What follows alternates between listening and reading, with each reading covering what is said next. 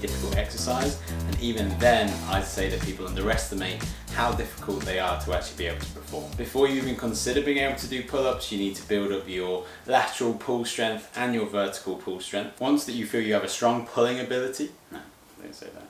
When you think you're in a good position to start learning how to perform a proper pull-up, this is where I recommend you start. Now you can do the exercise with a pull-up bar on a squat rack or on a TRX or suspension trainer. I'm going to show you both today so you get a good idea of how it works. When it comes to the squat rack, we want to place the bar at a height where I can comfortably sit down whilst gripping the bar, but there's next to no bend in the arms. Once you're in this position, the next important thing is where you're sitting. So my bum and my hips want to be directly under the bar. So I could do shuffling back a little bit to about here, so that I want my hips and bum directly under this bar, not my shoulder. I don't want to be directly under it, my head. I want the hips, my hip bones to be directly under. Then we're going to have those legs nice and bent and supported. I'm going to place my heels down into the floor and create like a 90-degree angle in both legs. And then from here, I'm going to drive down with my heels and assist with my legs whilst I pull up to the bar, like so.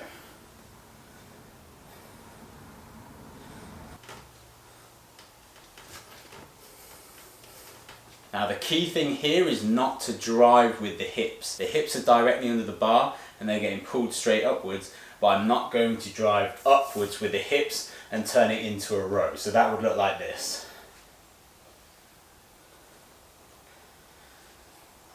So you see there how the hips have gone out of line with being directly under the bar. So the main key point here is always keep the hips directly under, which means you're going to pull directly upwards. The more you push down into the floor, the more help your legs are going to give you, making the pull-up easier. And I recommend using your legs as much as you can with that strong form that I've just shown you, and building up to 10 to 15 clean reps comfortably under this bar. Once you're in that position, you can start to push down less with the legs, or you can do one of these two options. You can take away one of the legs. One leg is in the exact same position, whereas this leg is out straight and isn't going to help me at all when I perform the pull-up.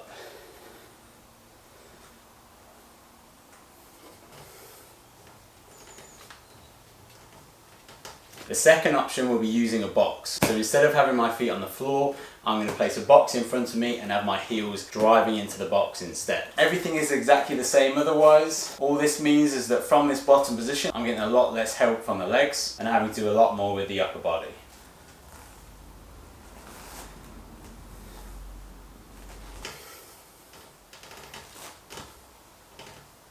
Pull-ups require a lot of work, and there's loads of stages and exercises you can do to improve your pull-ups and work towards your first full pull-up. So start here and master this exercise, and then soon I'll have some more steps so you can go further with this movement.